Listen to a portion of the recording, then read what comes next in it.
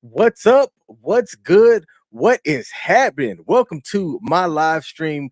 I am the actual King Smith, and we're kicking it off this Tuesday, 7/11, which is also National Slurpee Day, with a chat with dads. Normally, I do my Tuesday night vlog where I come on and talk about whatever the funk I want to talk about. But tonight I am bringing on a guest who is going to share some of his life with the audience in hopes that people can have a different understanding of the word infidelity, right? And how what's going on in his life is causing him to reevaluate some things. And this is a lesson and a story that I think people can gain value from. And I'm happy that this guy has agreed to come on and talk about his life and share his journey with me, with you, with the audience. Okay.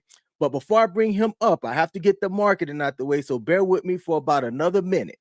We're streaming live across multiple platforms: Facebook, YouTube, Twitch, Twitter, and LinkedIn.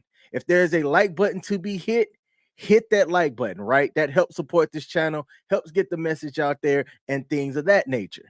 And I also want to acknowledge the people that have came in and commented early before we get the live stream going. I want to give a shout out to Tarika Smith. We might have the same last name, but we are not related. One of the best minds out there. Always one of the first people in the comments. I appreciate your support. So everybody, please hit that thumbs up button as you come in.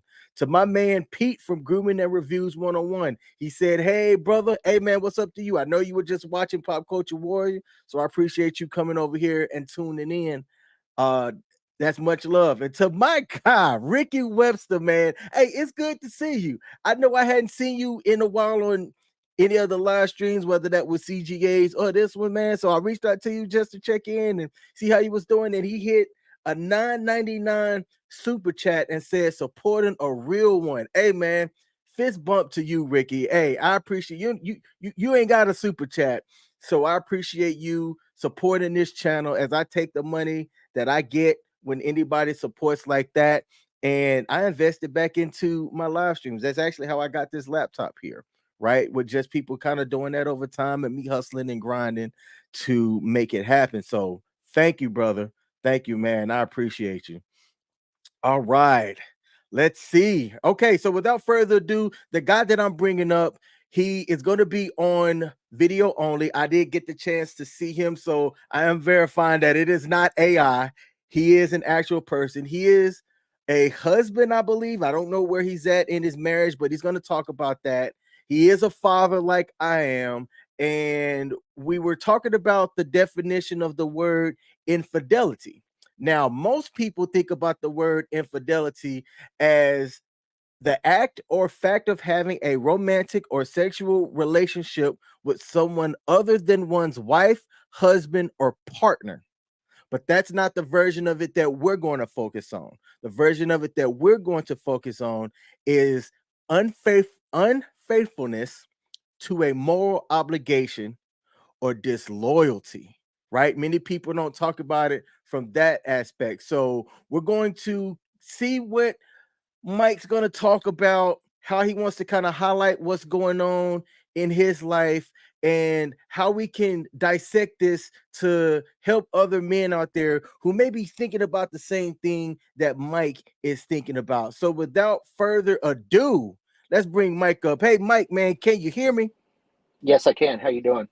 Hey, I'm doing well. First of all, again, I just want to say thank you for taking the time out of your busy day to come onto my channel and have a chat with man another dad. We don't know each other personally. You'll be the first person who I've had on my channel that I just don't know personally, or we had a few back and forth through the email just to make sure that you and I were on the same page, but other than that, we met because I read a comment that you had on another YouTuber's channel, and I said, "Yo, that's interesting. I wonder if he'd be willing to come on and talk about it." Most people would have said, "Nah, man, I'm good," but you were like, "Yeah, I actually wouldn't mind doing that. I got some stipulations, and here's what they are." So, thank you for joining my live stream tonight.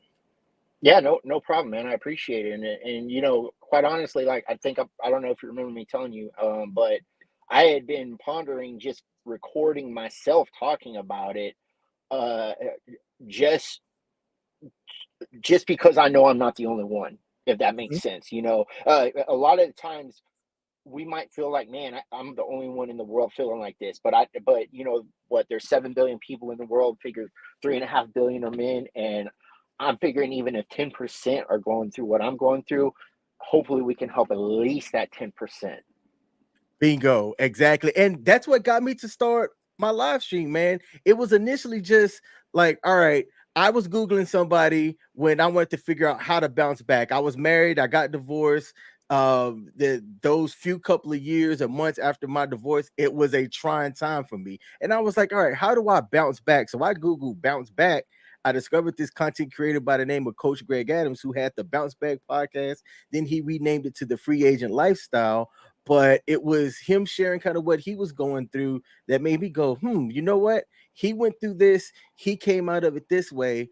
I'll look at sharing my journey and kind of how I can come out of things. And for me personally, brother, it was therapy, man. So I always encourage anybody, if you have a voice and the opportunity, don't let anybody silence it. Don't think, oh, I might be too embarrassed to put this out there, or I don't want people to think about me this way. No, hey, share your story, right? Share your journey, and maybe, just maybe, it not only will be therapy for you, but it can help somebody else out there who may be having those same type of thoughts as you. Right, and quite honestly, like I told you in my synopsis I sent you, it took me 20 years to figure a lot of this stuff out. I mean, and I'm not kidding. I mean, what might seem natural, that when it bites you in the face, it's like, I've been living like this for a long time. What the hell's going on here? And then it's like, and then I had a bunch of epiphanies, like just a ton of epiphanies, and it was remarkable. And so, but let let you go ahead and get started with what we're going to do, and go ahead and shoot away with your questions. All right, cool beans. Hey, and also too, we are free to talk however we want to talk on this channel. I just say, hey, don't use the N word to to anybody. But besides that, I don't know if you curse. I do. Feel free to speak however you want to speak, man. All right, I appreciate that. All right. So I led this off by saying that there was a term out there that people use and they talk about the word infidelity, and where most people talk about having a romantic or sexual relationship with somebody other than their partner, wife, or husband. You highlighted the fact that, hey man, there's this other side of infidelity out there. There's also disloyalty. Why is that important to you? Uh, because I've lived 26 going on 27 years of disloyalty, you know. And like I said, it took me over 20 years to come to that realization. It was just, like I said, it was stunning. It was just absolutely stunning when I did realize it. And you know, whole outlook on life is completely different because of it. Uh, to the people in the chat, I'm going to cue this question up for Mike, but I want the people in the chat to comment before Mike answers. When you're looking at order of operations or order of importance of people in your life, if you are married, now this is from the standpoint of a marriage. I'll actually say if you're engaged to somebody and maybe you even have kids with this person and you're under one roof, what is the order of importance of people in your life? So I want the chat to answer this first. Meaning, if you are a husband, is it mom, dad, wife, then kids, then pets? Like, I want you to put in the chat who comes first, 1, 2, and 3. If you are a lady and you are somebody that is looking for a husband, talk about the order of importance of where um uh your husband comes in at. If you are, I'm gonna say your significant other, where do they rank 1, 2, and 3? Now I'm queuing this up for Mike because Mike gave me an interesting synopsis on where he felt as though he ranked. And looking in the chat, we have "God Happened to Me" said spouse first with a lot of exclamation points. Then she followed that up with then kids, then external family. What about pets? What does pets come in? God Happened to Me. I really need the answer to this because what Mike told or had wrote out to me made me go, wow. Let's see. Spouse, kids, parents, family, friends, and then I think she would probably put pets after that. Ricky Webster said God, man, wife, kids. Absolutely. Now, God Happened to Me would have definitely said God first. That, I mean, if you read her title or her name, then you understand that that's where she would rank as well. I specifically said, entities on earth, but most people said, hey, for spouse, then the kids, then parents or external people, pets, friends. Mike, why don't you tell the people in your 26, 27 years of marriage, where you ranked at among order of importance for your wife? And well, and this is still today. After all the therapy, after I've pointed it out to her, this ranking still applies this very second. Okay. So my wife wants to be a daughter, then she wants to be a mother, then depending on what's happening in the realm of family, she she could either be a granddaughter, a cousin, or a wife. And then if nothing's happening with the cousins, but there's something happening with the granddaughter or as with the grandparents, then I slide down to fourth or fifth.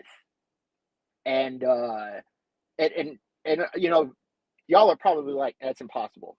Well, like I said, this happened within the past year, a couple of times. So we used to live in South Texas, and I was offered a tremendous job in North Texas, so I took it. And you know, there was a lot of going back and forth between it because we weren't sure what we wanted to do, but I wound up taking it. Wound up selling the house we had down there and moving up here. In the meantime, a cousin in East Texas died. Okay, that shouldn't mean nothing to her, but it did. So she stayed in South Texas longer to go to this funeral in East Texas. Okay. Well, okay, so she went to the funeral in East Texas, comes back, and then finally moves up to North Texas on Father's Day weekend. And then she's like, well, I've got a few friends. Now, mind you, I'm not from North Texas. I was actually born in Europe due to a military family. So I don't know. I had a couple of friends that moved from South Texas to North Texas years ago. So, and I knew who they were. So I was spending time with them. My wife was upset that we were going to go spend time with them. And it's like, and I had to tell her, she's like, I'm up here to spend time with you. I'm like, no, you came up here after you were done spending time with your cousins going to a funeral for somebody that was estranged from the family. And I mean that. This dude was cheating on her cousin, cheating on his wife. So she wasn't even related to this guy that died. She was just a cousin to the wife. So she had to drive all the way out to East Texas, go to this funeral for this guy who was an infidel of all, that practiced infidelity of all terms, right? Had 4 kids with her, and it was just a huge mess. But she had to go out there and say goodbye to this guy for whatever reason. And it was like, so she comes up here to North Texas and starts arguing with me. She's like, I'm here to spend time with you. I'm like, no, you should have been here a week ago to spend time with me. But you took a trip out to East Texas to spend time with your cousins for a guy that's cheated on her that died. Now, So Mike, I've got to ask you, did you voice your displeasure with her wanting to attend the trip before she left? no, I didn't have a problem with that. The Okay. problem arose when she's finally moving up here to North Texas, and it's Gotcha. like, well, I don't want to go to your friend's house. You've been spending time with them, and I'm like, yeah, I've been spending time with them because that's all I have up here. I only had them up here. You know what I mean? So yeah, they were gracious enough to let me move into their house. And at the time they had a lot of people over at the house for Father's Day weekend. So I was more than happy to get a hotel room for a few days. And then they were like, yeah, once everybody leaves, you can come back. No problem. And they were like, hey, it's Father's Day Sunday. Come over and we'll have a barbecue. And I'm like, okay. And she had an absolute aneurysm about that. And it's like, well, wait a minute. What are you mad about? These are people we both know. These are people we both know. We don't know a lot of people up here. And you took an extra week to get up here because you had to go to East Texas to see this guy that was cheated on your cousin for whatever godforsaken reason. Mhm. So right there, it was me being third place at that point. Her cousins took second place. You know what I mean? And it even happened again as far away as a couple weeks ago. So all her family lives in South Texas, and I mean all her family, her mom, her dad, grandmas, grandpas, uncles. She's got like 7 uncles and aunts, and her mom needed to get an upper GI done. And by the way, my wife has a sister that lives in South Texas, has a husband that lives in South Texas, she has a full support unit that lives in She South has a Texas. support system. Yeah, yeah, yeah, yeah. Okay, a full support system. But who has to take her mother to the doctor in South Texas? My wife. Okay, fine. Go ahead. Do what you want to do. So she's down there for a couple of days, does what she needs to do, goes and visits former people she used to work with and stuff, whatever, have fun. Well, then she comes back up here. And at this time, I'm like, in my mind, I'm like, you really don't need to go. And I told her, I'm like, it's stupid that you're going. But again, she had to make it about herself going to see her mom. So there it is, you know, being a daughter, number one, not being a wife. You know what I mean? She had to be a daughter. Okay, that's fine, whatever. So I basically let her do whatever she wants because I'm kind of giving her slack. I'm giving her the rope to hang herself, quite honestly. It's not going to happen now. It's not going to happen later, but it's going to happen. Or, I don't know when, don't know where, how, but it's going to happen. You know what I mean? And she had to drive all the way down there. She was down there for a couple of days, and then she comes back up, and I'm like, I'm kind of frustrated in my head, and she just wants to have sex. Okay, and I'm like, no, I don't want to. Well, Sunday morning, she goes and works out with her friends. And I know she works out with her friends. I know her friends that she goes and works out with. And she has the audacity. She tells she's like, want to have sex before I go work out, and I'm like, no, not really. And she's like, and this is literally what she told me. She's like, we're not fucking enough. You're not fucking me hard enough. And I looked at her square in the eyes. I said, you're emasculating me right now. That's She's like, definitely I what don't. she was trying to do. Yeah, I said, I was calm about it. I said, you're emasculating me. You're telling me this as you're fixing to leave. You're emasculating me. You are literally emasculating me. And she just left. No sorry, no nothing else. So it was about her. You know, it wasn't like what's the problem? Is everything okay? It's just you're not fucking me enough. What's the problem? What's the problem? And she had no, she didn't care. She honestly didn't care. And then she comes back and jumps in the shower. Now, mind you, I just told you, I know she went and worked out. Okay. And then she comes back and I said, oh, so what'd you do? You go fuck somebody, come back and jump in the shower? You know where I was at? How do I know? Apparently I'm not fucking you enough. So what am I supposed to think about that? You tell me I'm not fucking you enough, and then you leave out of here in a workout outfit and then come back and jump in the shower. You know what I mean? That Now, was Mike, just a couple weeks ago. so Mike, let me go back because I'm just gonna tell you what I'm hearing just kind of early on, and I'm not no relationship expert or nothing like that, man. This is just two guys talking. Because you know what, Right. when guys get together, we talk very openly, right? I Right. always said that I wanted this chat with Daz to be something like, man, if you and I were sitting in the backyard, we crack open a beer, have the fireplace up, man, just kind of kicking it and talking. So what I'd like to ask you is, what I want to highlight and then ask you is this. I want to highlight that it sounds like you get zero support from her, and then she's asking you to support her like all the time. And there's this like imbalance of support that's going on, man. So let me take it back to the beginning. How Okay. did y'all meet? Okay. So we're gonna go back. So we met in high school. Her sophomore year, my junior year. Um, and that's where we met. You know what I mean? We got married out of high school. It was after her senior year. I was already out of high school for 1 year. We got married very young. Mm. But at the same time, a lot of her friends were like, even her parents were like, it ain't gonna last, it ain't gonna last. We're 26 years into this, okay? It's lasted. But like I said, I think there's a couple of sayings that are out there. Turn the other cheek. You know what I mean? Happy wife, happy life. You know I what I can't mean? stand And that man. yeah, well, yeah, you know what? Now you're right. I get it. You know what I mean? It's like happy wife, happy life. No, fuck that. I'm about to slap somebody. You know what I mean?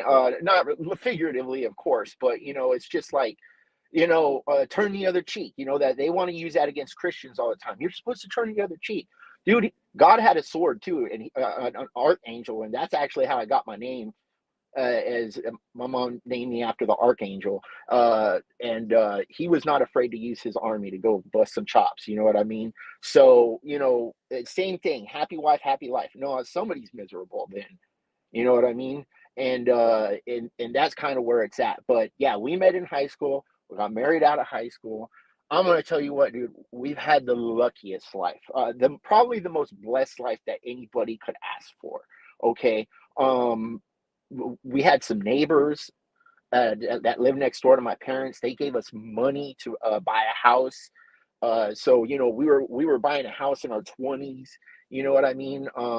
We named our firstborn son after them, and they hooked them up with college funds and stuff like that. It was Nice. just, I mean, when when people say, "Man, I wish I had that," and I look back and I'm like, I did have that, and yeah, I really am blessed. You know what I mean? But um it's like you talked about the support just a minute ago. Oh, well, go ahead. So we met in high school. We met in high school. I graduated in 96. She graduated in 97. We got married in December of 97. All right. So, how long after y'all got married did the first kid come? 99, Okay, so April of about two. 99. All right, so somewhere in between a year and a half to 2 years. Man, Right. was it in the first the honeymoon phase? Were y'all about each other during that first couple of years prior to the kid coming? Yeah, I mean, but like I said, at that time it was happy wife, happy life. You know what I mean? So yeah, we were doing the thing. We were doing what we were supposed to do. Quite honestly, a lot of this didn't happen till right before the kid was born. Our first son was born. I could pinpoint just a lot of stuff. I could just pinpoint it. And now that hindsight's always 2020. I can look back Yep. and be like, oh, that fucking sucks, dude. Yep. It's like, oh, I wish I would have squashed it for 24 years ago. But The it is what it reason is. Hey, the reason why I'm laughing, man, is I had that same revelation. Is that sometimes I look back and I think about things that I didn't see it for what it was at the time. That was like, a that was a molehill, and instead of killing that molehill, I let things just kind of go, and that molehill turned into a mountain. And I can look back at things now and go, I didn't see that that was happening that way, or why I allowed this person to talk to me this way. And then it just morphed into this disrespect. And I laugh at it now because I'm like, I know exactly how I'll deal with the molehill. But you get to a point where it's like, in my opinion, I think it's too late. Now, I'm going to ask you this, and then I'm going to stay back in the past before we get to the present. Have y'all gone through any type of communication course together, any type of therapy together at all in your 26 27 years of So marriage? so there was an event that happened that screwed me up in the head so hard. I mean, like devastatingly hard, that I wound up going to therapy. Yeah, I wound up going to You therapy, and you did, but not yeah, y'all together. well, she wound up attending a few of the courses with me to talk about it. You know what I Okay. mean? So what it wasn't a co- it was individual counseling, but she came to a handful of those counselings together with me. And I'm not going to say she understood after that, but I guess it didn't sink in at the same time because, like I said, I just gave up two examples within the past year, or just over a year at this point, that one just happened a few weeks ago, and the other one was Father's Day weekend. You know what I mean? So yeah, she was there. Yeah, she talked, and she was as truthful as possible. And then it's just like, I don't know what it is. And, quite frankly, that's kind of why, I think it was Tribe of Men or something like that that I had commented on, or I can't remember what it was, but I do watch a lot of, I'm going to call it red pill stuff, but I'm not like into that hardcore red pill stuff. You know what I mean? I like Andrew Tate. Never really watched him though. I like watching the stuff of how women react about things, because I've actually learned a lot about my wife, or seeing my wife in a lot of different women on those, men building YouTube channels. You know what I mean? And that's why Yeah. I commented what I did. It's not like I'm out there trying to, yeah, I wouldn't mind a Bugatti and an unlimited pack of cigars, but at the same time, I'm trying to figure out, is my wife an anomaly, or is that the status quo? And to be honest, Ooh. it looks like it looks like it's the status quo more than it is an anomaly. You know Hey what I mean? man, speak on it. Like, so I'm just gonna say this. My journey after my divorce sounded very similar to that, right? Like, because I got into dating, and initially I was like, man, it can't be that a majority of the people out here act like this. And then you kind of get to where you have this awakening, and to me, there's a bad stigma on the word red pill. In my opinion, red pill is not a bad thing. There's extremism in any type of community or area. The way I look at red pill is like like how it originally started from, where it's the Matrix, right? If you take the blue pill, you stay in this state of being where you think that everything's hunky-dory while a lot of crazy stuff is happening on the outside, and you choose to ignore it. Or you take this Right.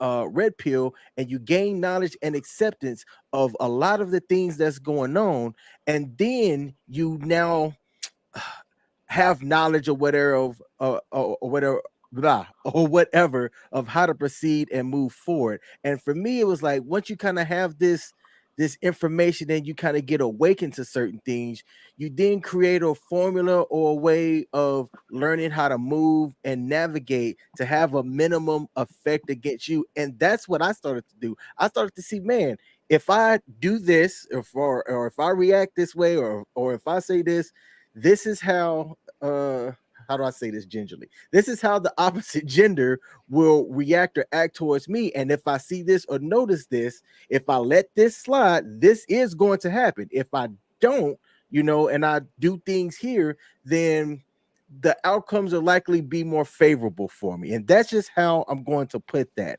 But it's interesting that you say that. And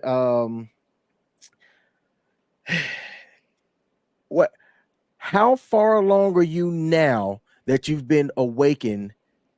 And I'm going to use the word awaken, that you think that things can be salvaged, or are you at the point where you're like, yep, this shit is done and I'm out?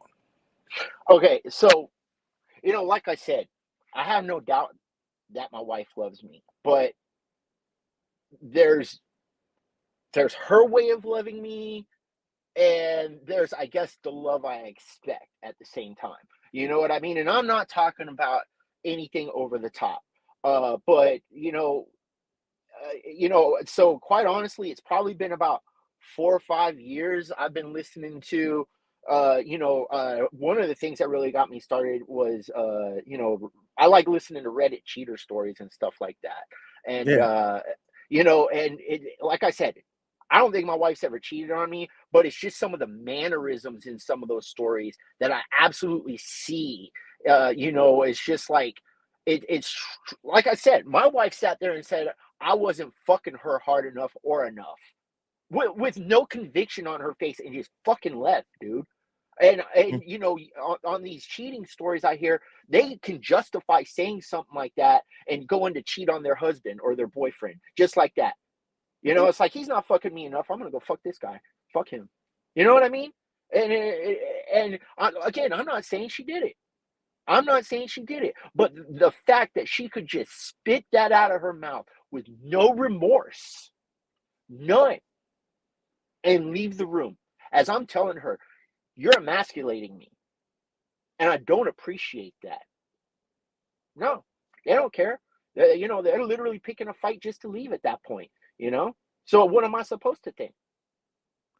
You know, There's a um, there's a go, question in the chat, and it goes to something that you said earlier that I'm actually kind of curious how you respond to this. The Real Precious asks, how does she love you as opposed to what you expect? okay, so I like to cook. Okay, now I'm not a 5-star chef by any means. I work in engineering, but I like to cook. I've I was not brought up to cook the way that I'm cooking. Okay, so I've learned everything I've had to learn. You know what I mean? 26 years with the person, I know what my wife likes. I know what she doesn't like. You know what I mean? Mhm. But so she works part time right now. There was a time she had a job where she was getting off during the week, and then I was working 10, 12 hours a day. I'm coming home and she's looking at me sitting on the couch, lounging on the couch. What's for dinner tonight? What do you mean, what the fuck's for dinner? How about you get up and cook it? You know? And then it turns into a big old rigmarole, It's like, and then her cooking is basically just putting ground meat in a pan, chopping it up, and okay, dinner's ready. No salt, no it's she's not white, but she's the typical white girl cooking. No salt, no pepper, no onion powder, no garlic powder, nothing. No You seasoning. know, no seasoning, exactly. And like, it's kind of a joke, but at the same time, it's kind of sad. Like, I was working third shift, and I had to get ready. This was when we were first married. Uh, I told her, hey, make me a couple of peanut butter and jelly sandwiches for lunch. I'll take it. I'm getting ready for work and I'm walking through the kitchen and she's making this peanut butter. She takes a knife and gets a big old dollop of peanut butter and then proceeds to wipe it all off back into the peanut butter jar and then just basically dirty the bread with a little bit of peanut butter. I'm like, what the fuck? What are you doing? You know, she's like, I'm making you a sandwich. I'm like, there's literally no peanut butter on there. And she's like, well, what do you want? You know, it's just the simplest of simplest things like that. You know, it's just like, you know, it's like she doesn't want to cook and she doesn't want to learn how to cook, no matter, you know, and I'm not talking like I said, like I've gotten really good in the past 5 years of cooking steaks, cooking roast, cooking chicken and stuff like that. I mean, like really, really good. And you know, I'm telling her, hey, you know, see, give me some ground meat, we'll have some tacos. And it's just literally just ground meat, nothing else, no seasoning, nothing, you know, and it's just like, you know, 26 years, you can put some salt, pepper, and, you know, some cumin powder in it to make it taste like taco meat. You know, I mean, that's literally all I'm asking for. And if that's too much, I don't know. You know, I want to come home and you know, I don't. It's so every time I get home, she's laying down on the couch every day. Come give me a kiss. She doesn't even want to get up off the couch and come and give me a kiss. You know what I mean? It's little stupid shit like that. But it's 26 years of little stupid shit. It's a grain of sand on a heap at this point. You know, Hey, I've got I, I'm gonna read what you wrote me because I think that man, like it summarizes a lot. And then there's a question that actually no, I'm gonna read the question first, and then I'm gonna read the statements that you wrote me because it's a lot, man. And I just wanna, I have to know, what does she do or did do that made you want to marry her? dude, I was 19. You know, we meshed really well. You know, she asked me, "Would you marry me if we were to do it all over?" And yeah, probably not. I've told her that. I'm like, no, no. You know, I mean, 19, young, dumb, and full of cum. I mean, you know, we were each other's first. You know what I mean? We were each other's first, and she's been my only at this point. Okay, I'm not going to speak for her, but she's been my only. You know what I mean? So, you know, take that for what it is. I That's why. I don't know. Maybe I felt a moral obligation because you know, I've I've got a lot of morals about me, and maybe I felt a moral obligation. She is Catholic, and you know, she kind of lived by that rule too. You know, like in the Catholic religion, you know, when you have sex, you're supposed to be married to that person. Obviously, not a lot of people are Catholics nowadays because they're all you've seen the videos, right? But it, you know, so I'm not Catholic, but I still had that mentality. You know what I mean? Like I don't want to be this thing. You know what I mean? So that's where we meshed pretty well. You know, we didn't have sex right away in high school. We probably waited a good year or so before we did anything. So it wasn't like got together, wham bam, thank you, ma'am, and there it is. You know, I wasn't pressuring, I wasn't trying to pressure because you know, sex is a big commitment, just in general. You know what I mean? So you know, that's my best answer for that question. Okay, now you wrote the following and you kind of talked about it too. And I'm just going to read these. You said, I do all of the cooking, which I don't mind, but there are some instances where it gets to me. You wrote, I take care of the outside of the house, as she will not, and she will tell you as much. You said, I also do inside stuff in the house, like laundry and dishes. You said she works part time, which is fine. You stated in the live stream that you work as an engineer. I'm pretty sure engineers make damn good money, and you work about 8 to 10 hour days. Or I don't know if you do now, but you said that at some point you did. You said she often gets mad that I don't do some of the stuff on the inside of the house, but then when you ask her to mow the yard, you will get an absolute no. And the final thing before I want you to kind of give your thoughts to everything that you wrote and said so far to the inside outside stuff is that you said, and I'm just going to read this. She brags to people how much she doesn't do and is proud of it. How do you know that? Oh, dude, are you kidding? I mean, I'm telling you, she has no problem telling people what she doesn't do in front of me. Like, uh, this past Father's Day, we went camping with some friends, and some of their friends showed up. And my wife works a part-time job, and then she works a part-time job where she might work once a month because she's got a friend that's a manager at a store, and she's asked her for help whenever she needs it. Okay, so Okay. it's not like a regular thing. It's like once every blue moon or whatever, right? Well, therefore, so our friend, my wife, and this other lady have worked together. Okay, so it's Father's Day. Of course, I'm cooking. The other husband there is cooking too. So we're cooking lunch and dinner for all these people, and I bring in the steaks. We sit down, and she's like, "Oh, these steaks are so good." Yeah, I can see why you don't cook at home. Yeah, he's a really good cook. So she has no problem telling people that I've never met what she does or doesn't do. You know what I mean? And what I mean by like I'll do stuff like she gets mad that she's got to do the laundry or something like that. Well, I'll go on Sundays. I would go in there, and like I said, I'm practicing jujitsu, so I've got 4 or 5 gis that I wear. Well, those are big, heavy pieces of clothing. Okay, but that took up a bulk of the laundry on a Sunday morning. So I separated all the clothes by color as best as possible because I'm colorblind, and then I took the biggest piles and did those first. Well, unfortunately, the biggest piles were all my clothes, and I told her, "Hey, I did laundry," and she'd be like, "Oh, these are all your clothes." And I'm like, look, I still fucking did laundry. I don't know what else to say. You know, I still did laundry, even though they just happened to be on my clothes. I know it wasn't me separating my clothes out to do them. It's just I took all the pants, my gis, all the heavy stuff and did those first to get those out of the way. And I just went in a systematic way, and it just so happened they were all my clothes. I don't know what to say about that, but all the laundry that was in the laundry basket got done. You don't know how many times I come home and I've got about 3 pans that I use religiously. 3 pans.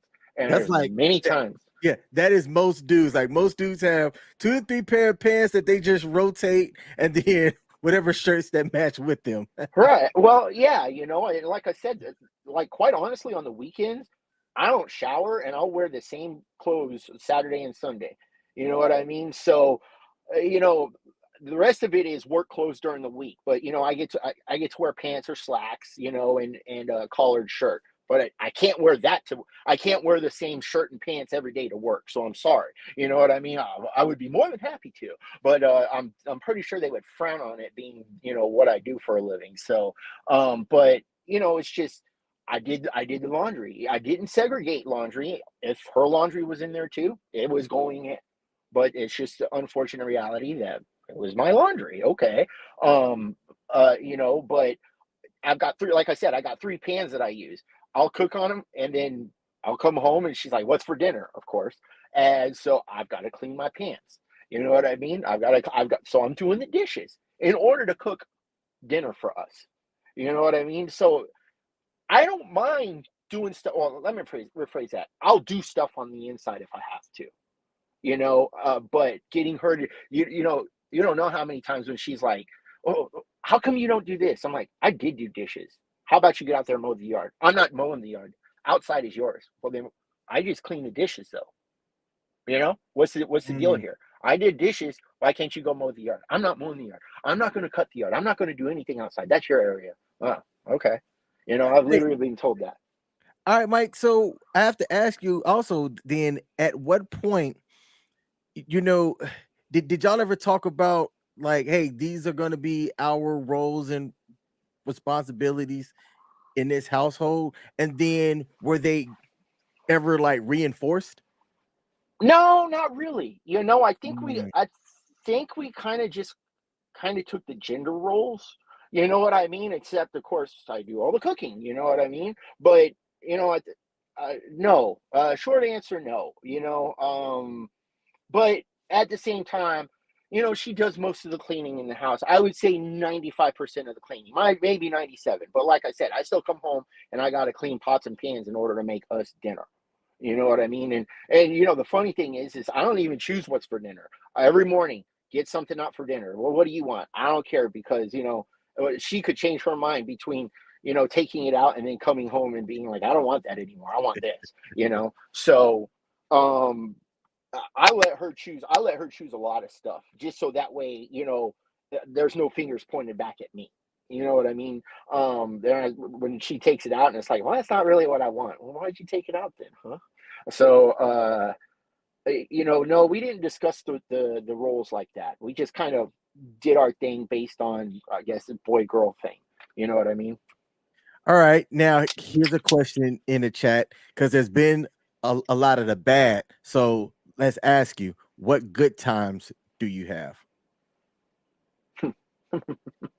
You know.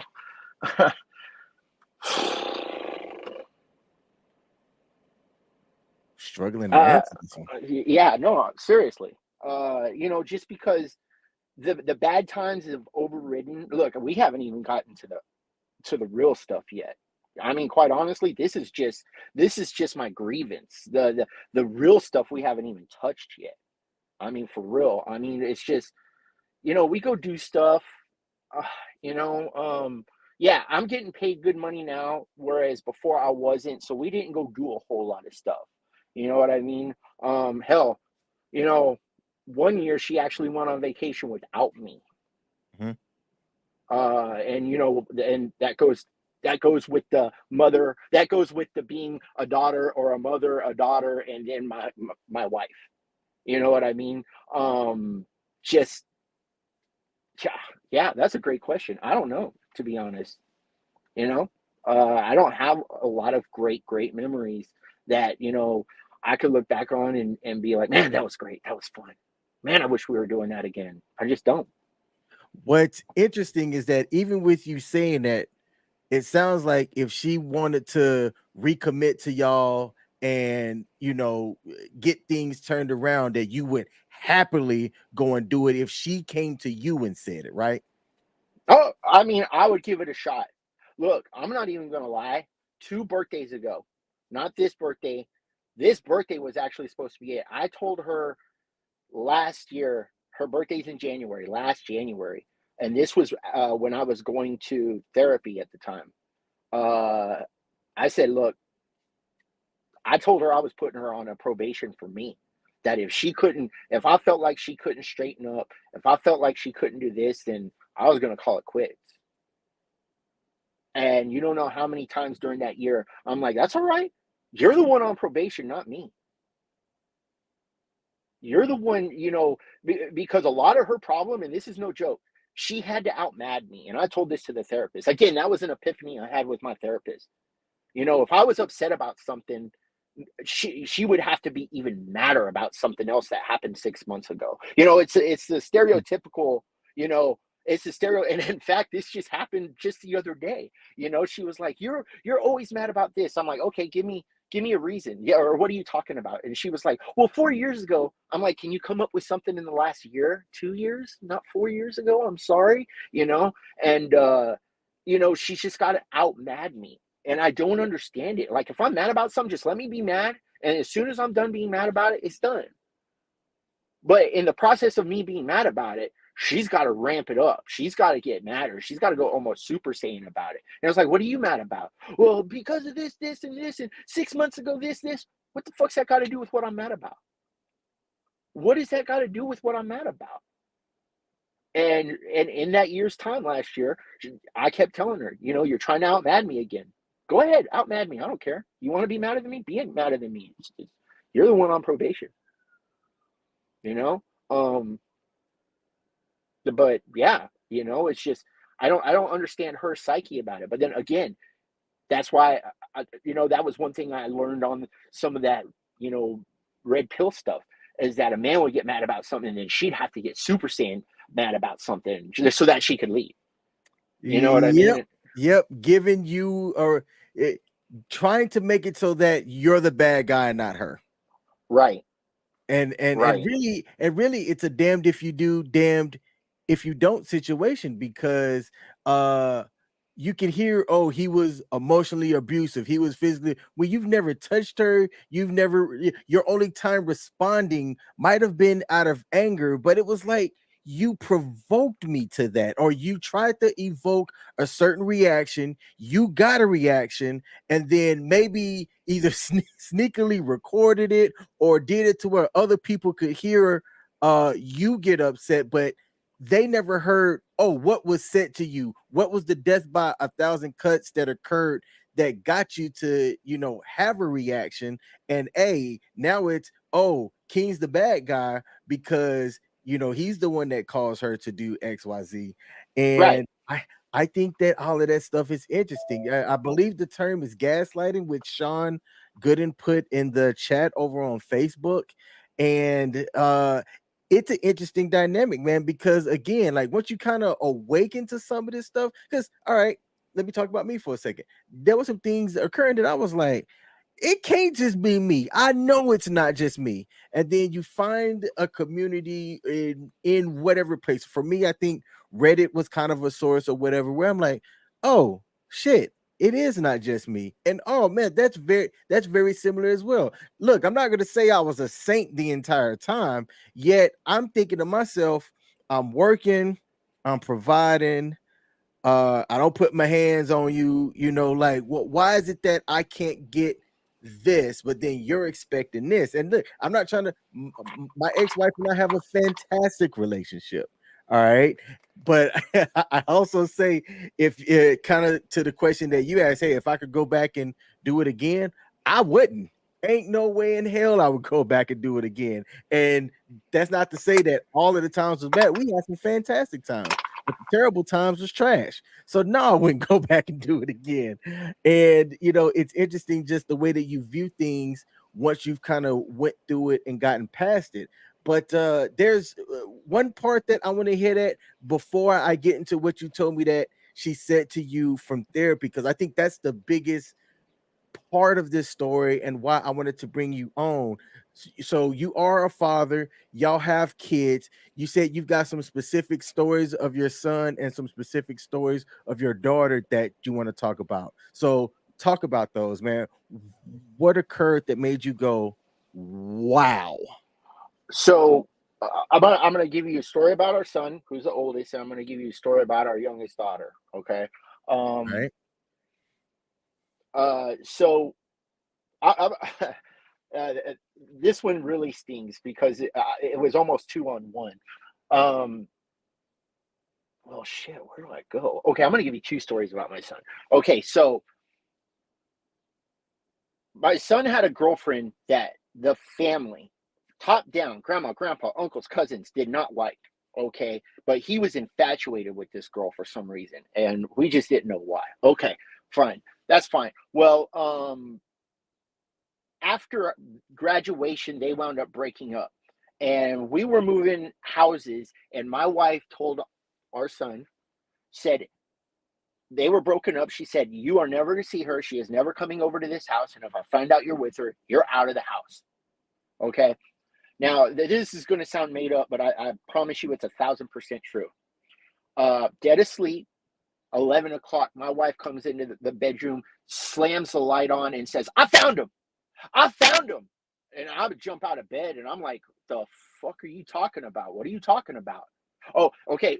And I don't know if I said this. She said, "If I find you with her, I'm kicking you out of the house." Okay, that's important right here.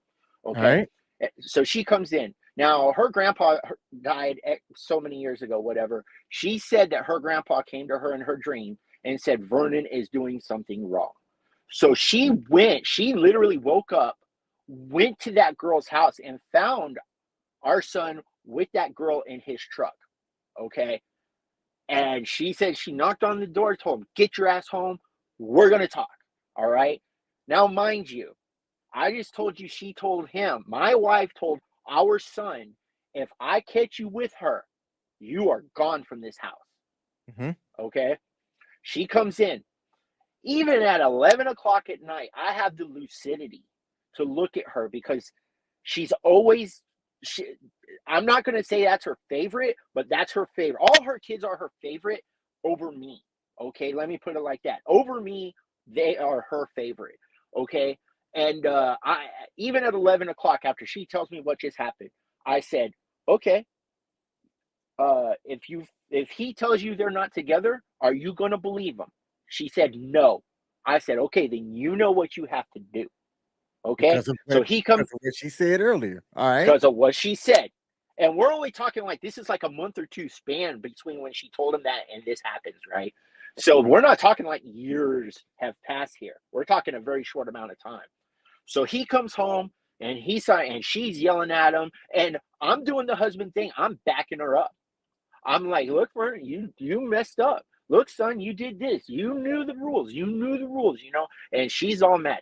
Well, she just told him go to bed, and I'm like, interesting, okay. So I'm letting her deal this out. Um, well, that week, my wife was pissed, not at him. She was pissed at me. Okay, she was taking it out on me. But you were But backing her up. I don't hold on, understand. hold on. It was all subliminal though. Like she was cranky at me. And so Saturday mornings we would take the dogs to the dog park on Saturday mornings, okay? Well, we get in the car and we're driving and she was snipey at me and I said, you've been pissed at me all week." And she was like, "Well, and I was like, "No, you're mad at yourself because you couldn't believe your own eyes and you couldn't follow through with the rules that you imposed on him." Well, he didn't know the rule. That's what her excuse was. He didn't know the rule. Okay. The dogs are in the back. We get to the dog park. I said, "Turn around. Let's go home." So the dogs are in the back and they're like, "All right, dog park. Wait, where the fuck are we going?" It's like, oh, they're like, "Oh, we just got here." And we're turning around from the dog park, heading home. And so I went in, and the first thing I did is I got all the electronic devices from our daughters. And I said, "You will get these back in a minute." And I went and got our son. I said, "You come out here. We need to have a talk."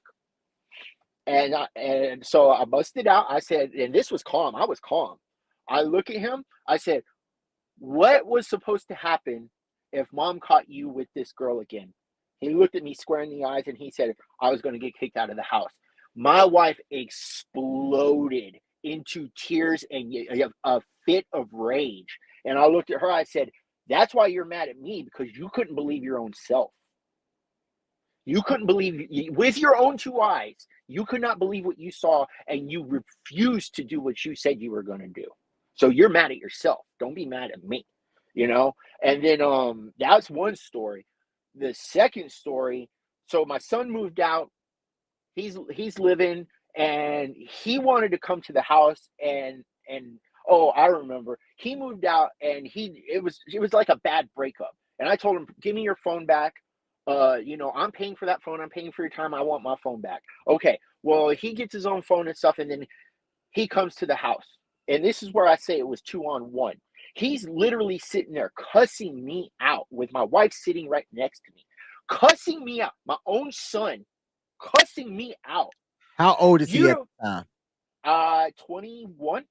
Oh, 21. so old enough to catch some hands is what I'm asking. Right. Yeah. Uh Sorry. it's 21 years old, and he's cussing me out.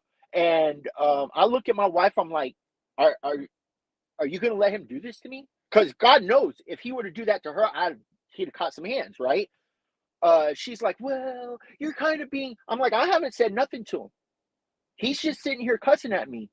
And then and she said something that I caught her on so hard. She said, "You need to be nice to my kids." And I stopped her. I said, My I said, "This is the most accurate statement you've said this whole time. Not our kids.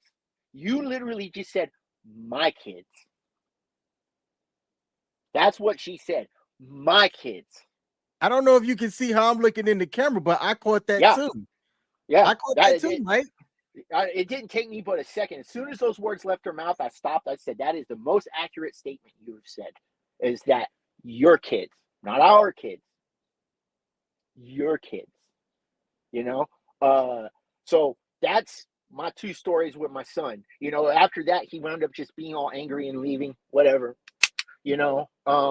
Ironically, my son's come around, but he came around because he also went to that funeral that was in East Texas, and saw that the guy that kept cheating on his wife had like a handful of kids, like 4 or 5 kids, and they were all sad. So he's come around because, you know, he's got a dad. You know what I mean? But I don't know how I should feel about that. If that's kind of like an afterthought, because, but whatever. I mean, I'll take that. But and then my youngest daughter. So a few years ago, I was working a part-time job, and I was stacking cash, man. I was stacking cash in a separate bank account. My wife knew about it; she had full access to it. I was stacking cash. Well, we looked at our main account, and some money had been used at Uber, or Uber Eats, should I say, Uber Eats or whatever the delivery services are. And I was like, me and the wife don't do that. We just don't. We're not lazy. We go out and get it. Look, and that's nothing against people that want to use it, but we go out and get our food, whatever. I do. I'm completely lazy. Hey, I will pay them to deliver it. Well, there was like a couple $100 missing. Okay. So then I said, just on a whim, now my wife had used that account once to pay for some pizzas at work, and the company was going to reimburse her, and it was only like like $50 or something like that, so no problem. So I said, hey, look at the other account, make sure that didn't get hit. Sure enough, there was like $400 missing out of that account, and I'm like, look, you fucked up. And then we start looking, because I was like, look, your card keeps getting taken, right? And I'm like, you're fucking up somewhere, and we need to fix it right now. And well, so we see it's Uber Eats, and I can't remember what happened. So my daughter, my youngest daughter, it was during summertime, so my youngest daughter was at home. Actually, it was COVID time. Whatever. My daughter was at home. So I call her. I'm like, you haven't been using mom's card, have you? She's like, no, I'm not doing it. I'm not doing it. I'm not doing it. I was like, huh. Well, it just so happened that she went out of state with my son and my sister for a week. And I had an epiphany. I was like, you know what? If there's no Uber Eats ordered that week she was gone, I know who did it. Guess what? There was no Uber Eats ordered that week she was gone. I was like, busted. So I call her up again. I'm like, I asked her, I said, you better tell me the truth. Did you do this? She's like, no, no, no. I'm like, so it's just a coincidence that while you're in Colorado, nothing gets ordered on Uber Eats. But as soon as you get back, Uber Eats gets ordered, huh? Okay, it was me. $400. Obviously, we call the bank. We say, look, well, the first bank we had made a complaint against because we didn't know it was her. So it was like $600, dude, in Uber Eats stuff. And she's only like 13 at the time, okay? And so what she wound up doing was she wound up getting my wife's debit cards and putting her into her phone and using that to pay for the Uber Eats, all right? So again, I let the wife set the punishment. You're going to clean the house. You're going to do this. You're going to pay off this money by cleaning. You're cleaning and cleaning. I'm like, all right. And this is what made me go to therapy. So we had a German Shepherd at the time. And if you've never had a German Shepherd, they shed. Okay. They shed a lot. And I loved the dog. God rest his soul. He died last year when we moved up here, but he shedded a lot. And that was one of my biggest pet peeves. So I had a little maid for a little while, and she was supposed to clean up. And I was coming home from work, and there's dog hair everywhere. And I'm like, whose idea was it to get the dog, Mike? oh, it was the wife's dog. It was the wife's dog. But you know, that's neither here nor there. But you know, again, she said the wife told her, "You're going to clean the house. This house is going to be spick and span. This house is going to be spotless." Okay. I'm coming home and I'm seeing, you know, it's not like I've gone Mr. Gadget and I've got a freaking electron microscope looking for dust in the, you know, in areas. I'm seeing big tufts of fur float across the ground there. Okay. So I'm like, she's not doing, yeah, like tumbleweeds. Exactly. But it's fur. And so I'm like, you need to clean. You know, I go into her room. I'm like, you need to clean. This house is dirty. There's hair everywhere. And she would throw a fit about it. My wife never backed me up. As I was backing her up, my wife never backed me up telling her this, even though she set the rules, right? Those weren't my punishment dealt out. That was her punishment dealt out. So we go to dinner because it's her dad's birthday. We go to dinner, and I'm fuming. I am pissed. And we're in the car by ourselves. And I said, how come you're not making her clean? Those are the rules you set. That's the punishment you set for her to do. How come you're not making her clean? Well, my mom has a vacuum cleaner. I don't give a fuck where the vacuum cleaner is. There's a dustpan and there's a broom. Excuse me. There's a dustpan and a broom. She can use that all day long. Well, my mom's got the vacuum cleaner. That's all I heard was excuse after excuse after excuse. And that's where I lost it. It was like, either I'm wrong or she's definitely wrong. I need to figure out how. Because there's no reason that I'm helping her. You know, this was a light punishment. Your daughter steals $400 from you, you're going to be pissed. I'm pissed. Livid. Absolutely livid. And if all she's got to do is keep the house reasonably clean for me, and she can't do that, and her mom is helping her not do that, nah, dude. That's about where I lost it. That's where I was like, I'm you know, I'm kind of like the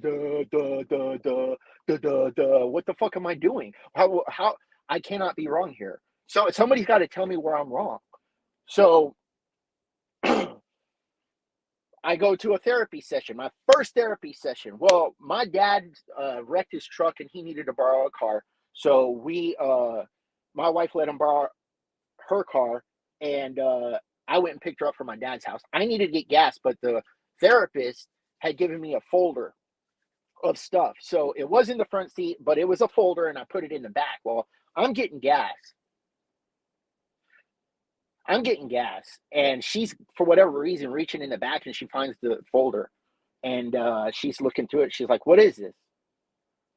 So I had to tell her. I said, I'm seeing a therapist. And she's like, "Why?" And I said, "Because of all this that's happened with the kids lately."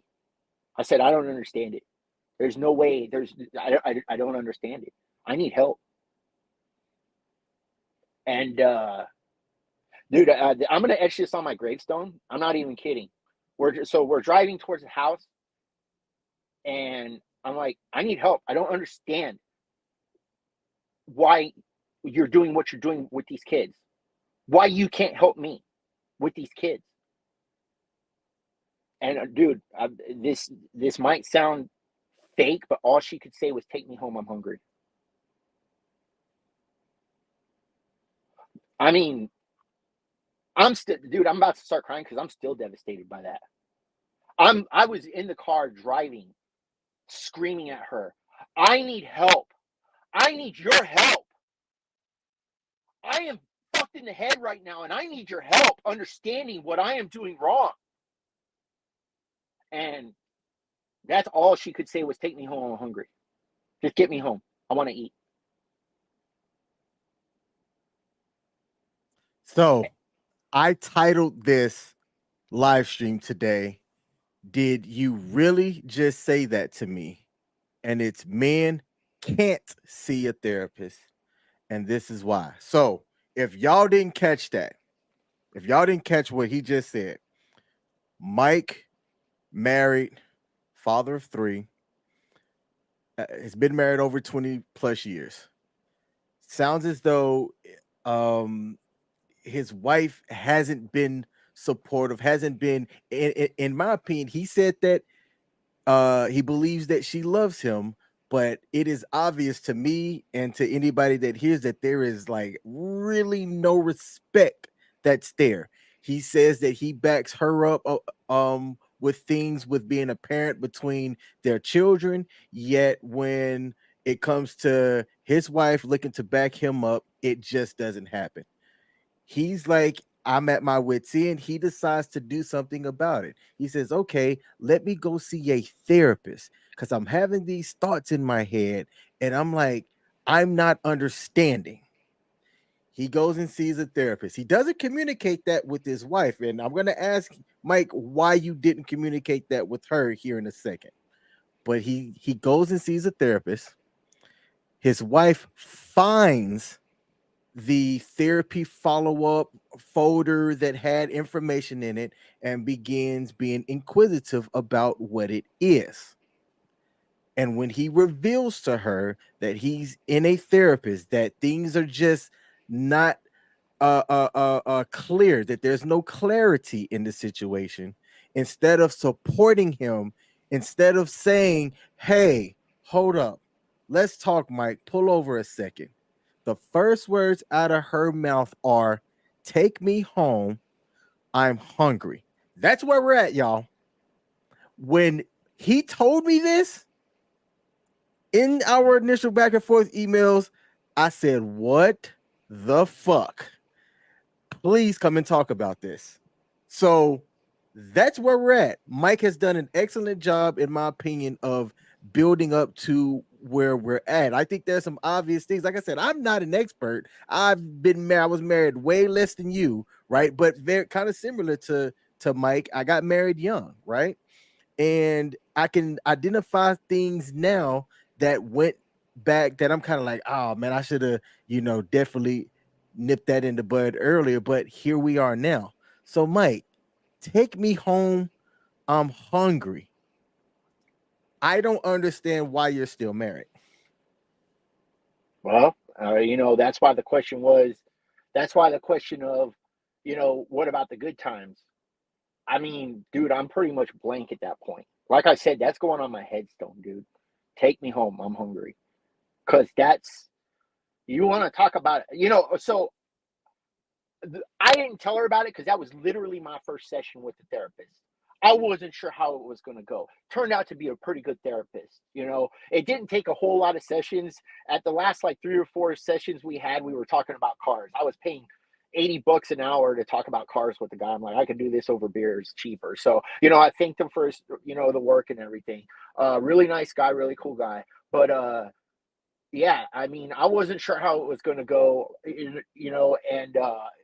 it went pretty well, honestly, you know. But yeah, that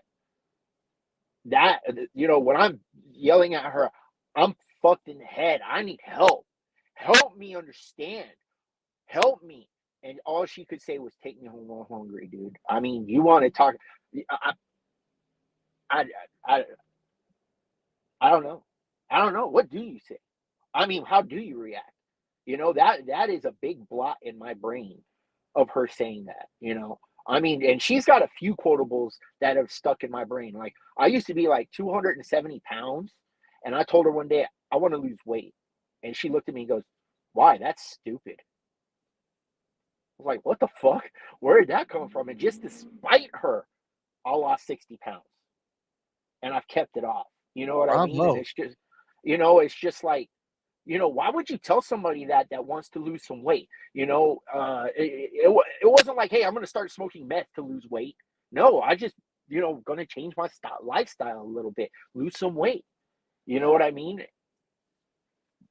Hey, Mike, give me two times that she has supported you, whether it was a promotion and there was a promotion party, you had a goal or something that you were highlighted at that she showed up for. Give me two right now.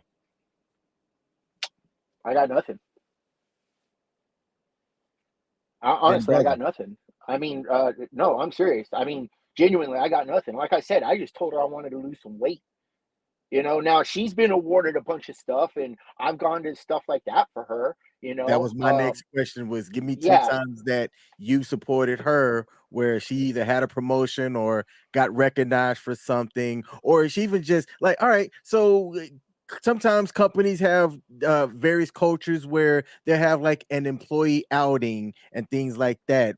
Did y'all go together to those type of outings if you had them? we often went to her, company Christmas party and stuff like that. I worked at places that had outings, but I'm not a big go hang out with people at work guy. You know what I Got mean? you. I see, Got I see you guys enough during the day. I don't even want to spend my weekend with you. You know what I mean? But uh, yeah, I mean, quite honestly, I got nothing. But yeah, I've gone to stuff for her. You know what I mean? And unfortunately, I'm going to use the term unfortunately. I've been told what she's going to do. Like, I was gonna switch jobs. We had just bought this house, and I was offered what I thought was going to be my dream job. Okay, I thought it was going to be my dream job. It turned out to be the biggest clusterfuck ever. But thought it was going to be my dream job, and I was about to start it, and then she looks at me, and she had been in daycare, in home daycare for 18 years, and she's like, "I want to quit this and go work somewhere else." I'm like, "What?" I'm like, "I'm about to take a pay cut for the job I've been wanting for years, and now you're telling me you want to go work somewhere else." And so we both took a pay cut, because with her it was just like, "Well, I'm doing this whether you like it or not."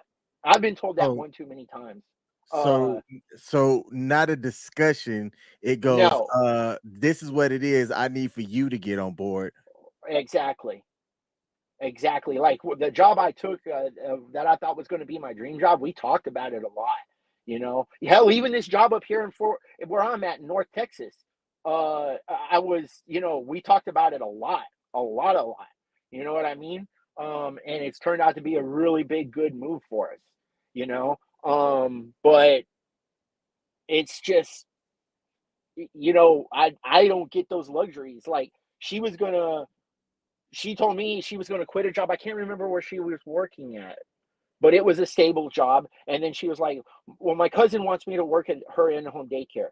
And I'm like, "Well, you got a stable job now." She's like, "No, I'm going to go work with her." I'm like, "The fuck?" That's what I mean. Even if I've got this really great memory, it's been blotted by so many fuck you moments in my life with her that it's just like, huh, okay, you know? Mike, I'm going to read some of these comments because there's a lot of obvious shit here, and I'm going to highlight some that that everybody's thinking. So the real Precious has just put 3 words. She checked out, and she said she wrote this about half an hour ago.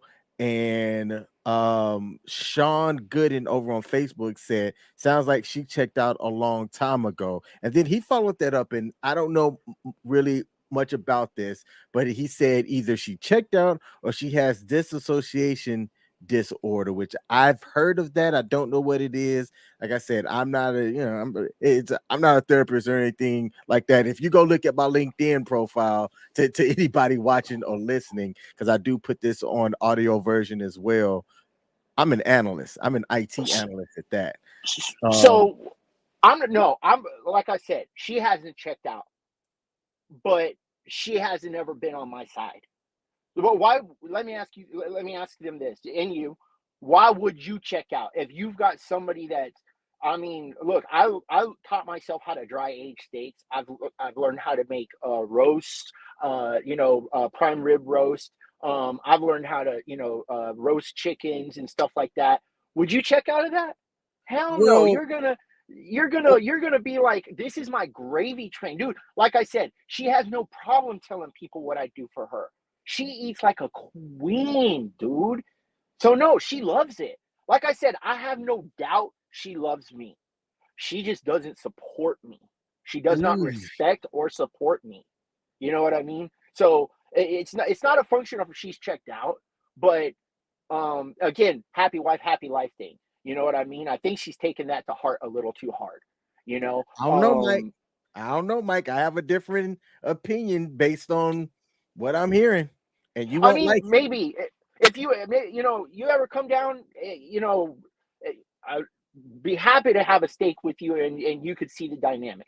You know what I mean? It's just, yeah, I'm making it sound really bad because, like I said, so let me give you a little bit about her family life. They do not like, uh, how do I put this? Nobody likes bad things, but they don't like to be the thorn in the family, if that makes sense. You know what I mean? They don't want to be the person that everybody's pointing and whispering about. You know what I mean? Uh, so that might have been her shielding that stuff out when I'm yelling at her, "I need your help." That's just her shielding it out. You know what I mean? So I don't know. I don't. If she's checked out, I would be more than happy to check out with her. Be like, deuces. But you know what I mean? But I don't think she's checked out. She's got it way too cushy, to be Okay, honest. So Mike. Here's a straight up question, then, though, brother. At one point, is it that you've had enough? because Oh, there's only so years much ago. disrespect that I'm going to tolerate. Actually, no, take that back. I'm about to be 39 in like less than a month. With where I'm at in, I'm gonna say, and I'm gonna do air quotes with where I'm at in my post red pill journey. There is a short level of things that I'm going to allow to happen before I'm like, yeah, this is done, and whatever I have to do to separate myself from you and move on has to occur because I'm just not going to put up with a lack of support in my own home. I'm not doing it. No, And I can't think of I'm a any thousand other percent. man that's I out there that'll be in your shoes and say, "Bro, Mike, leave." No, I get it. I get it. My daughter, my youngest daughter, just turned 16 last month. Okay. And quite honestly, like I said, there's a plan. Um, my wife, she wanted a new car. So, she got a job up here at the same place I'm working at, but it's a huge facility, so we never see each other. We don't even work in the same zip code, to be honest. Okay. Gotcha. And so we don't see each other. She makes really good money on this part-time job though, like about 50,000 a year part-time. And I'm not kidding either. So she makes some really good jack, right?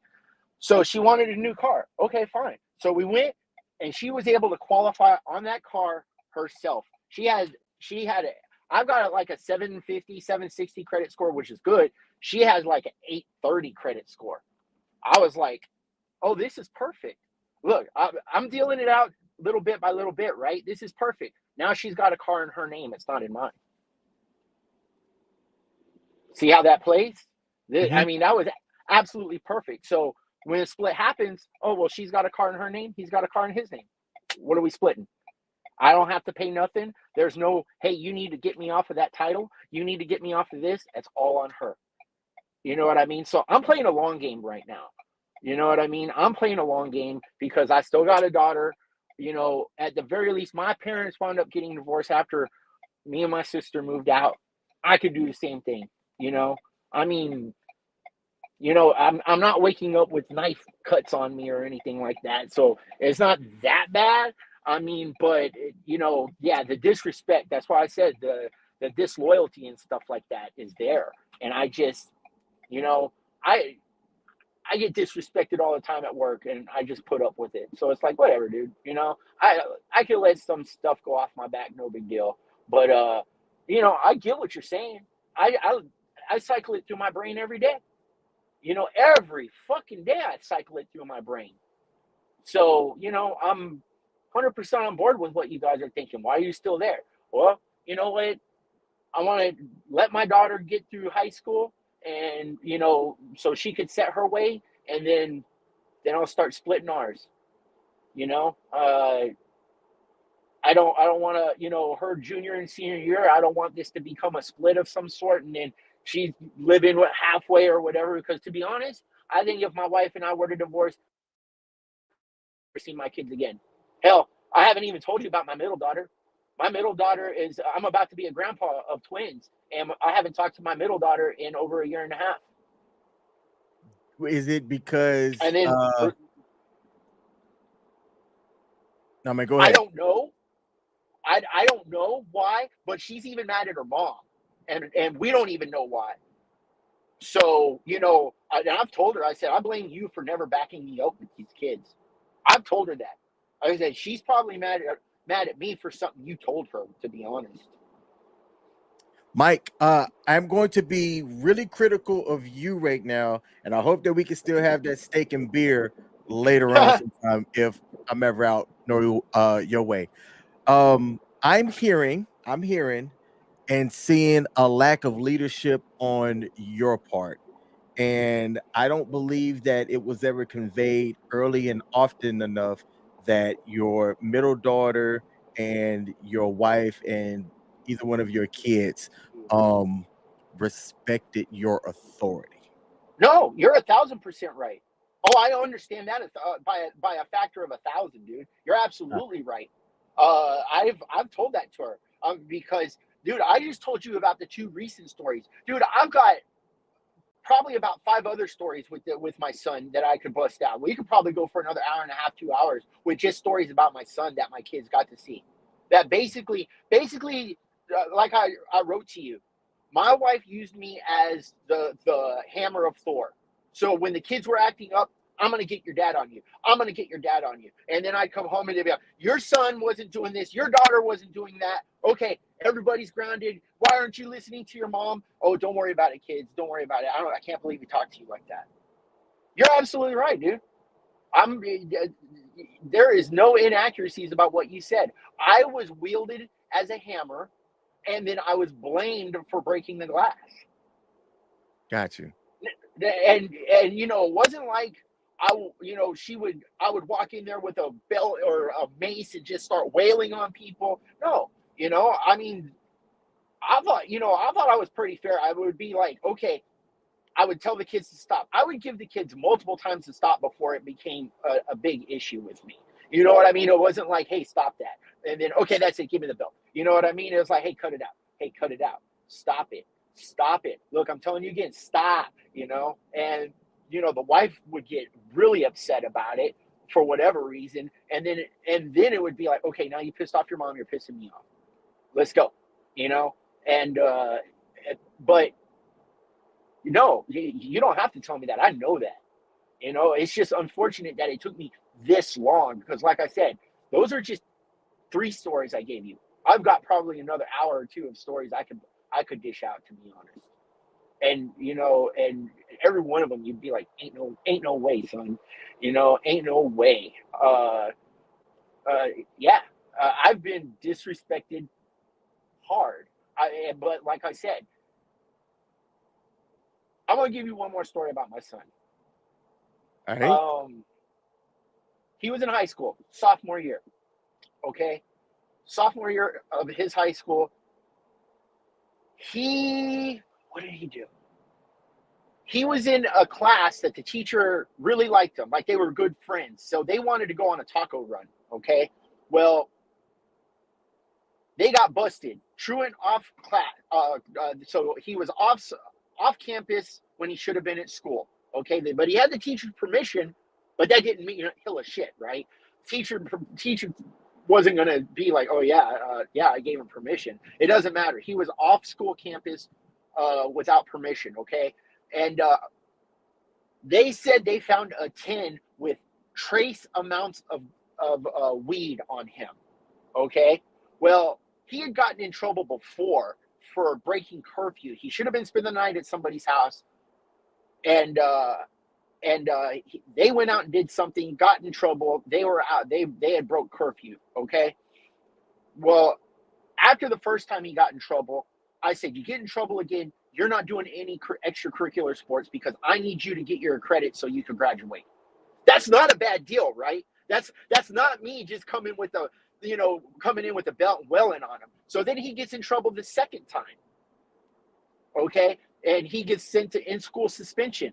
He comes home, and I say, no football, because he wanted to be in football. You got to understand, my wife graduated from this high school. Her parents, her uncles, her cousins all graduated from this high school. So our kids wanted to keep that legacy of playing football and going and being in extracurricular activities at this high school. Literally like 4 generations of kids graduated from the high school. Okay, so he wanted to be in football. I'm like, no, you got in trouble twice. I've had to go to court twice for you this year, your sophomore year. I said, you're not doing football. So electives come out. So he comes to me with the electives, and I'm looking at him, and I saw football was signed off. I'm like, I told you you're not doing football. You're not doing football. I said, you can do underwater basket weaving for all I care, but you're not doing football. I'm not even kidding. My wife comes around the corner and says, he's doing football because I told him he could. I said, excuse me? I said, no, I told him months ago he was not doing football.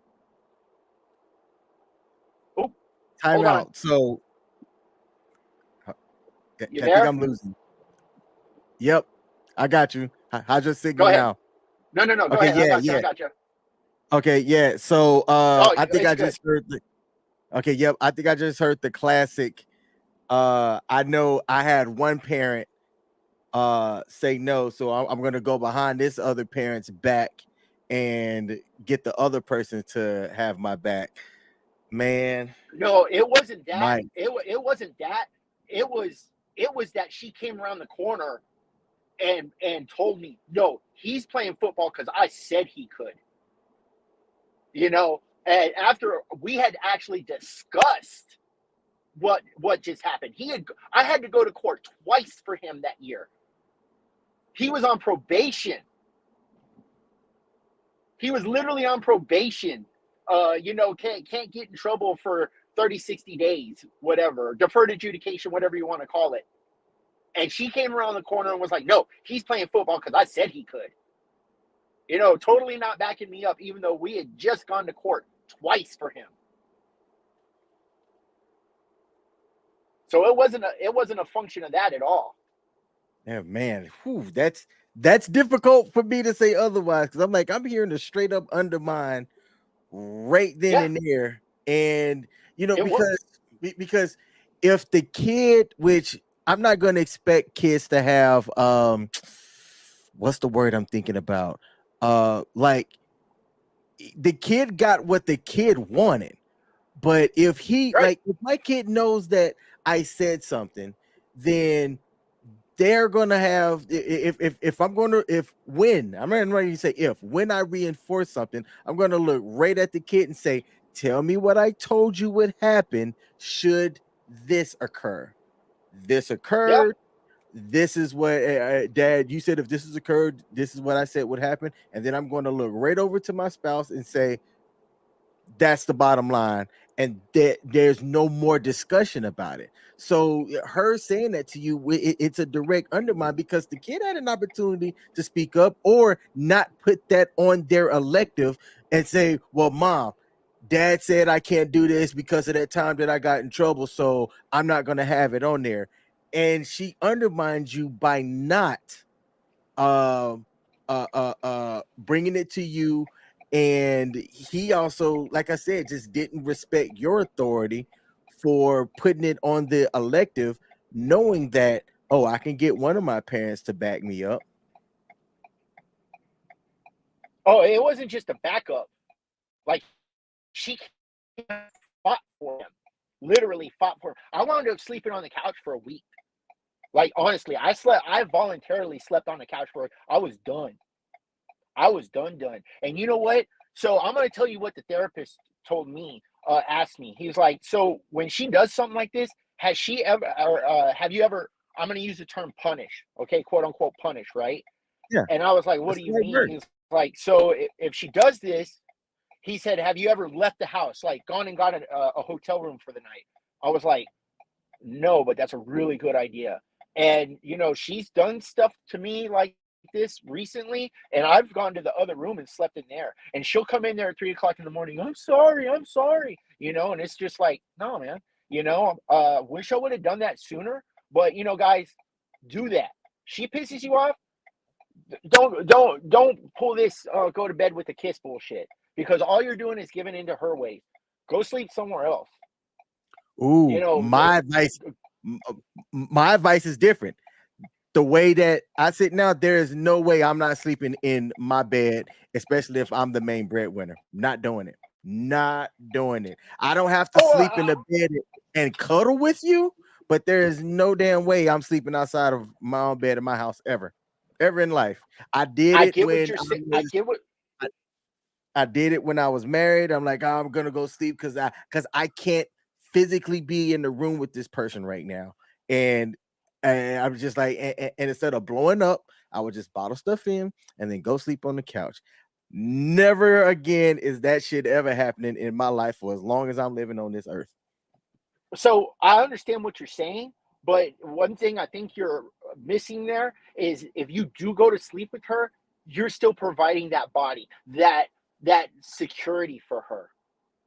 Because as is definitely with my wife. She wants me, even if I don't touch her, she wants the security of me being next to her. So it's worth the mental anguish that I provide to her by going to sleep somewhere else, be it in the the couch, be it in the other bedroom. So we got a few extra bedrooms now. So hell, I've got an extra king size bed. I don't mind going to sleep on. It's actually pretty comfortable. So I ain't worried about it. But it's that extra security. I understand what you're saying, but then you're going to have to put hands on to get her out of the bedroom, right?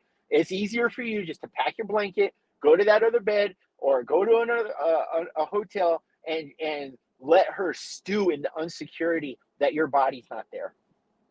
I That's used to think that way. I did. no, I mean, I don't think it works. In my household, I know it works because she cannot sleep if I'm not there. Okay, and that's just my unit, right? So I know it works, but at the same time, and I get what you're saying. It's like, no, this is my bed. You get the fuck. She ain't getting the fuck out either. You know what I mean? You're gonna have to physically out of the room in order for her to get the fuck out. So I get what you're saying, but it's just, from my wife's perspective, if I'm not there sleeping with her, she cannot sleep. And that's even if we're on good terms. If I'm out of town for something, she'll text me 2:00 in the morning. I can't sleep. I can't sleep. I can't sleep. You know what I mean? So there's that mental anguish. There's that mental anguish you can induce with, but it's something you can induce without inducing anything at the same time. So, your girl might not be that way, and that's fine. But if you do have somebody that's like, you got to come to bed, I'll go to bed. I'm going to the other room. I'll sleep in the car. I don't care. I'll sleep outside. Knowing that I have that psychological advantage over her, she even thinks about making me mad now. She knows I'll go straight to that other bedroom and sleep in it, no problem. Okay. Well, Mike. So, put that in the pocket. Put that in the pocket. You know what I mean? Got you. Now, before we close out, I have to ask you. I know earlier I said it sounded like if she did wanted to make it work, you would. But the more that I'm hearing, the more I'm kind of like, I don't think that might be the case. Have you looked at what it would realistically cost to have a divorce? Realistically, no. I've got a number in my head. I don't know how hard she would fight it. You know what I mean? I think she would want to fight it, but I don't know, man. But like I said, I've got a big portion of the battle won in the fact that she's got her own car in her name. I'm not on the title at all. I'm not on the loan amount at all. You know what I mean? So that makes life a lot easier. She's making, like I said, $50 plus $1,000 a year part time. That's good living money.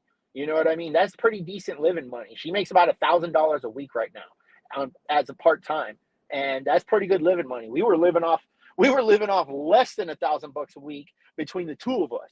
You know what I mean? So I know she could live off $1,000 a week by herself. You know what I mean? Yeah. But hey, look, there's what you know, and then there's what a scorned or an upset woman who is used to and accustomed to a certain lifestyle is going to then come back at you and be like, you know what?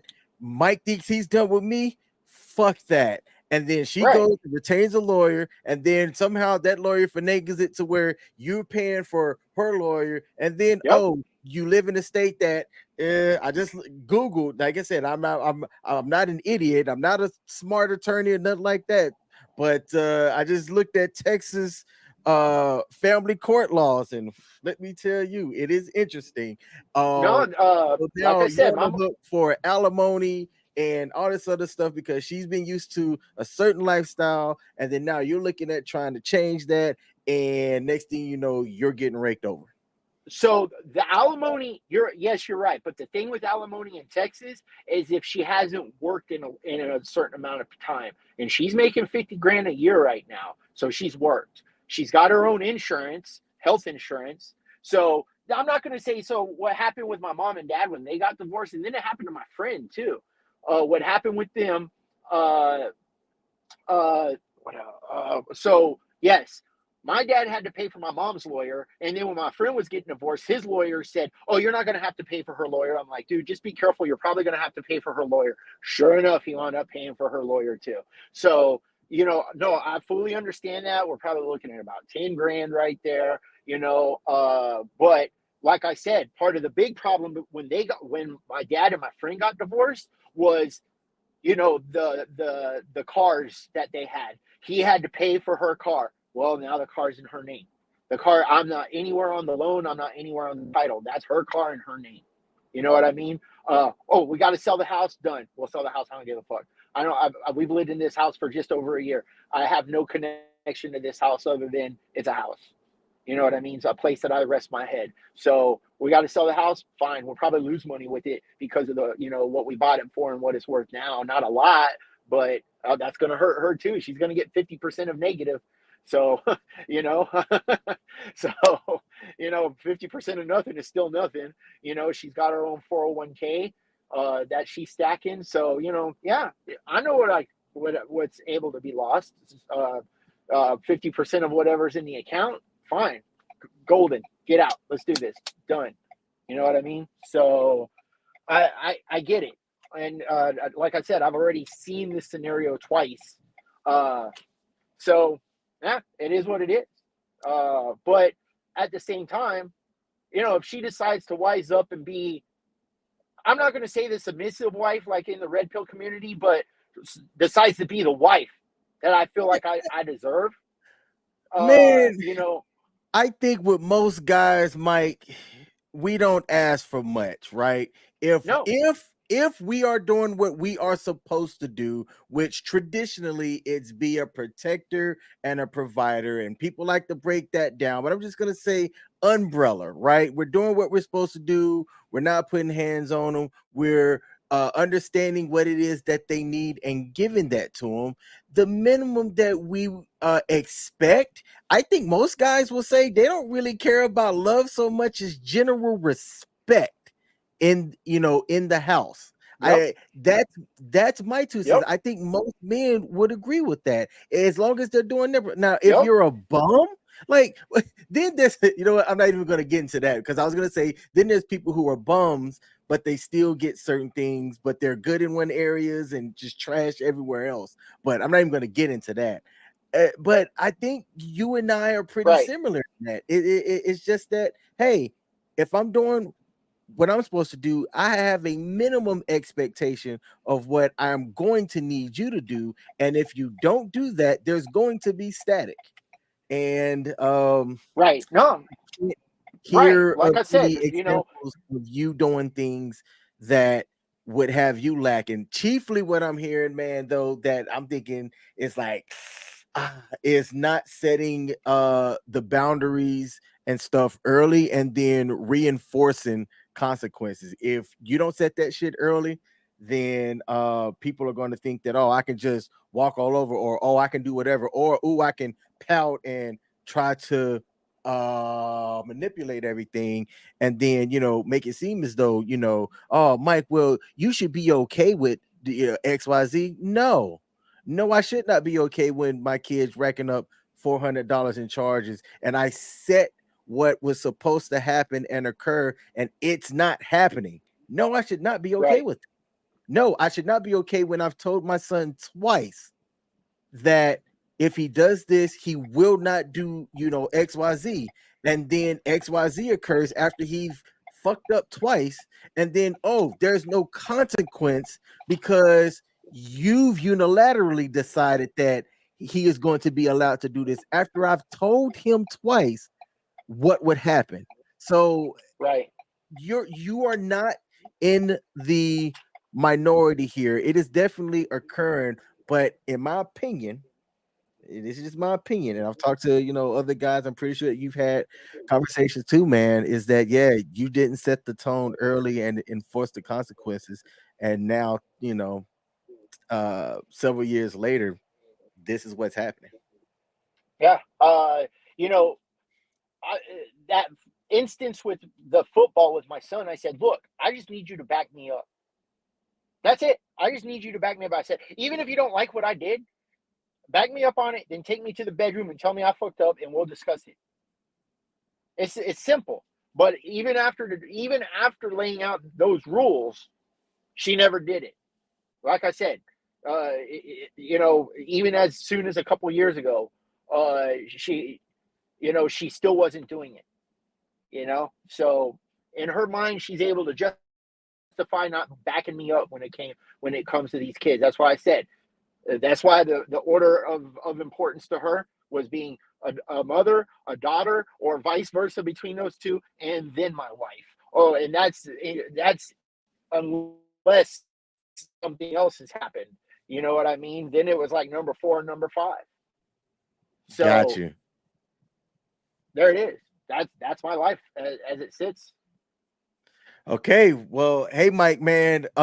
Normally I go an hour, but this was I think that there was a lot that was in here, and we are approaching 2 hours. So I'm going to wrap up. Look, between now and 2027, I'm just gonna throw a random year out there. There's a lot that could occur. But hey, man, I do my live streams every Tuesday. I'm also extremely reachable. As you saw, I was I'm gonna say responsive adjacent whenever you had wrote me an email. But if you're willing to, man, as time kind of goes along, if there's any major changes, brother, I'd love to have you back on and kind of talk about Ooh, you what there? those. Oh, did I lose you? Oh, Can you hear me? yeah. For a second, I'm here. Yeah. No, no, Okay. you're right. All right. You were very easy to reach. So no, I appreciate it, man. I would, if you can think about it, man, I know I'm this guy that you just met online or whatnot, but if there's ever some type of change that occurred, man, I love to have you back on just to kind of talk about it. I think that there were several things that you said here that people caught on to, or that some younger folks can kind of hear and maybe understand and go, oh man, like I need to make sure that I tighten this up, because it sounds like if I don't, which, like I said, for me, what I heard was not reinforcing consequences early on with everybody. That includes your wife and your children. And I think that I've said this all the time, or I say this all the time. Once you lose respect, it's hard to gain it back. It's Yep. really hard to gain it back. I used to say it's impossible. I don't think that it's impossible, but I think that it's really hard to gain it back. But it has to be the other person kind of having a wake up call about who you are and what you provide to that person. Because, hey, look, uh, like you have mixed feelings about your son. Well, not everybody's father, is around, and then boom, this other person, lost their father or whatnot. Now it's majors going, you know what? Like, I have my dad around, and he's not a bad dude. Right. Um, I also hate to say this too. As guys get older, let me just tell you, man, it's a little bit easier for us to turn things around than the opposite gender. That don't come at my throat for that. If you are ladies listening to me right now, uh, I would say that it's not that bad for us, but it's a whole lot different. I'm gonna say it's different for them as they get older. I'll say that. Right. Infer what you want from that, but it's not.